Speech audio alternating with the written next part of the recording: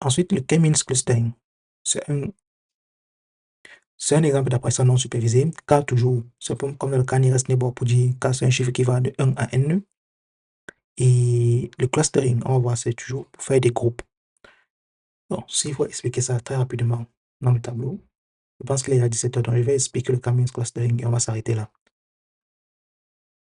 Je mets sur mon tableau.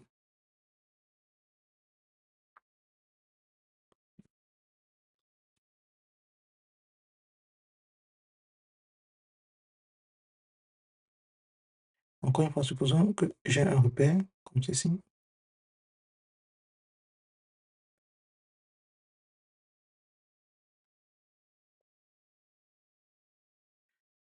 Donc c'est des x0, donc c'est des x1.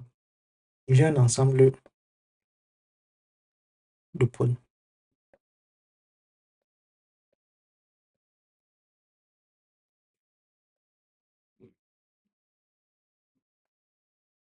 Le but, en fait, c'est de créer des clusters et de pouvoir prédire, en fait, où est-ce que un point appartient, donc dans quel groupe un point appartient.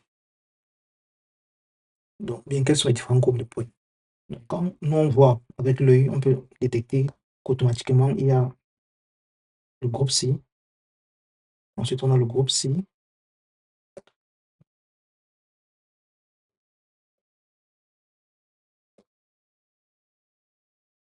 Puis, on a le groupe C. Ça va le théorème de l'œil. Le but, c'est de pouvoir créer un modèle qui puisse automatiquement détecter ces groupes-là. Ça veut dire, oui, quand je vois les points que tu m'as donnés, il y a 3 groupes. Et peut-être ces groupes-là, par exemple, ça peut être le groupe des chats, le groupe des chiens, le groupe, par exemple, des lézards. Et X1 et X2, par exemple, ça peut être des caractéristiques de ces animaux-là. Des caractéristiques, par exemple, comme la peau. On peut avoir, par exemple, le cas de... On a peau, par exemple, ici, à ce niveau, qui est écaille. On a peau qui est, par exemple, poil. Et ici, là, encore, qui est peut-être poil.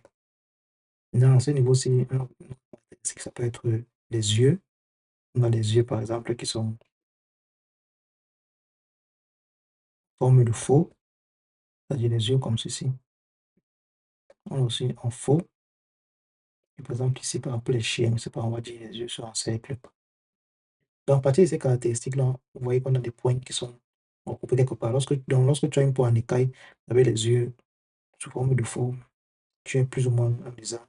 Lorsque tu as les poils et que tu as encore les yeux sous forme de faux, tu es un chat. Lorsque tu as les poils et tes yeux sont en cercle, tu es peut-être un chien, ainsi de suite. Ce sont juste des exemples bidons que je prends des caractéristiques. Vous voyez qu'automatiquement, avec ce groupement, ce groupement-ci, on change. Si j'ajoute un nouveau point quelque part, n'importe où, par exemple ici, donc si j'ajoute un nouveau point, il est caractéristique du point là, fait en sorte que le point là tombe là. Automatiquement, mon modèle va dire, le point que tu viens d'ajouter là, c'est un chien. Donc, si je donne une image à mon modèle, il prend les caractéristiques, avec les caractéristiques, là, il place ça dans un repère comme ceci, et ça tombe dans le cercle des chiens, il va dire, OK, l'image que tu viens de me donner, c'est l'image d'un chien. Il a fait la détection, en fait, sur l'image. Ou alors, si je passe un nouveau point, ça tombe peut-être ici, il va dire, l'image que tu viens de me donner là, c'est l'image d'un chat. C'est en fait comme ça que les modèles là fonctionnent. Et le but maintenant, c'est de soit utiliser le K-nearest neighbor pour pouvoir faire ça, ou alors encore créer un réseau de neurones qui, avec pas mal de neurones, pas mal de paramètres, va également pouvoir faire cette prédiction entre chat, chien et lézard, toujours en fonction des caractéristiques de l'image que tu as donnée. Maintenant, pour nous, comment faire en fait pour créer ces groupes-là sans utiliser le théorème de l'œil? Encore, nous, on utilise le théorème de l'œil parce qu'on voit, c'est visible, mais l'ordinateur, lorsqu'il travaille, il ne place pas forcément en fait tous les points qu'on lui donne dans un repère pour essayer de faire le théorème de l'œil. Il utilise des formules mathématiques. Et ce qu'il va faire, c'est ce qu'on va voir maintenant, c'est le cas mean clustering. Donc, cas mean, on va écrire mean clustering. Et le cas mean clustering, pour ce faire, supposons qu'on dit dans le cas, pour notre cas, c'est égal à 3. Parce qu'on sait dès le départ que nous, on veut avoir 3 groupes. Donc, on n'est pas où les groupes là sont placés, mais on sait qu'on va avoir 3 groupes. On met K égale à croix. Il va venir une première étape, c'est de choisir 3 points random au hasard dans notre graphe. Et ensuite de calculer la distance entre les points random là et les autres points, et à chaque fois, à me faire une sorte d'amélioration. Donc, si je viens là, je dis, OK, je vais prendre. Il y aura 3 points. Il y aura le point bleu pour le groupe bleu. Il y aura le point vert pour le groupe vert. Pour le groupe bleu. Et il y aura le point orange pour le groupe croix. Je vais placer les points au hasard sur mon truc. Donc, je vais placer peut-être le bleu ici. Je vais placer le vert, je sais pas, peut-être ici. Je vais placer le orange, peut-être ici. Donc, lorsque j'ai mis comme ceci, je vais calculer la distance entre ce point là-bas. Ces points, on les appelle les centroïdes. Donc, ces points-là vont à chaque fois représenter le centre de notre groupe. Et à chaque fois, je vais calculer les distances entre ce point et les différents autres points et améliorer à chaque fois.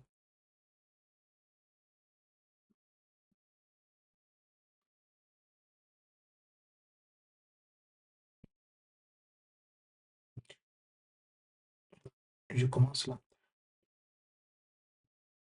La distance entre le point ci et celui-ci, le centroïde là, le point ci, le centroïde ici, et ce point-ci, le centroïde ici. Quelle est la distance la plus petite? C'est naturellement celle qui va vers le centroïde bleu. Et automatiquement, je vais considérer ce point-ci comme appartenant à l'équipe des bleus. Je vais faire pareil pour les autres. On va toujours voir que c'est le point bleu à ce niveau-ci, c'est le bleu. C'est le bleu. C'est le bleu. C'est le bleu. De là, et là, là.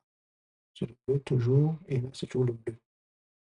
Pareil pour tous ceux qui sont ici, ça sera le bleu toujours. Le bleu, le bleu, le bleu. Et ça, c'est bleu. Ça, c'est bleu. Et là, ça sera par exemple orange. Orange. Vous voyez que par malchance, mon point vert, mon centroïde vert a été mal placé. Il est placé très loin. C'est dommage. C'est pas grave en fait. Donc, à ce niveau-ci, ça veut dire que pour les bleus, c'est le groupe des bleus, tous ces gens-ci. Je vais maintenant calculer, chercher un nouveau centroïde. Quand je vois ces points-ci, ils sont regroupés plus ou moins comme ceci. Donc, s'il faut maintenant déterminer un nouveau centre dans ces points-ci, ça sera plus ou moins quelque part là. Je vais effacer ça.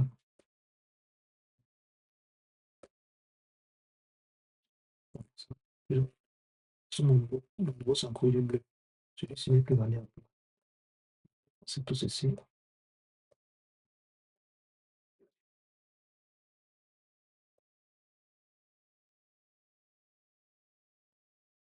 Pour l'orange, c'est le groupe ici. Il faut définir un nouveau centre pour ce cercle. Ça sera plus ou moins quelque part ici. Donc, je vais effacer l'ancien centroïde que j'avais. Il va recommencer encore à calculer. Je reviens là pour ce point ici. Ils sont proches du bleu, donc automatiquement, ils vont continuer à être bleu. Le point ci, il est également proche du bleu. Le point ci, on sait encore celui-ci, il n'est plus très. Quand on compare encore la distance entre bleu et ceci, il est proche du bleu, et son voisin est proche du vert. Donc son voisin, s'il est vert. Pareil, son voisin, s'il est maintenant vert. On regarde encore la distance là, dans son voisin. Il est peut-être bleu, et il est bleu. Et le vert commence déjà à apparaître. L'orange, il n'y a plus trop grand-chose à changer sur l'orange. Ça reste la même chose. Du coup, il va encore refaire la compétition, encore devoir calculer le nouveau centroïde bleu. Les points bleus sont regroupés comme ceci. Les voici ici. Donc, s'il faut calculer encore un nouveau centre, ce sera peut-être plus vers ici, là, parce qu'on a plus l'influence de points ici. Donc, ce sera encore plus vers ici. Celui-ci, il n'est plus le nouveau, il n'est plus le centre des bleus. C'est l'ancien. Donc, on recalcule encore. Naturellement, les points ici continuent. Naturellement, les points ici continuent à être bleus. Maintenant, la question va se jouer sur ceux qui sont en haut. Ce point-ci, il est plus proche du bleu ou il est plus proche du vert?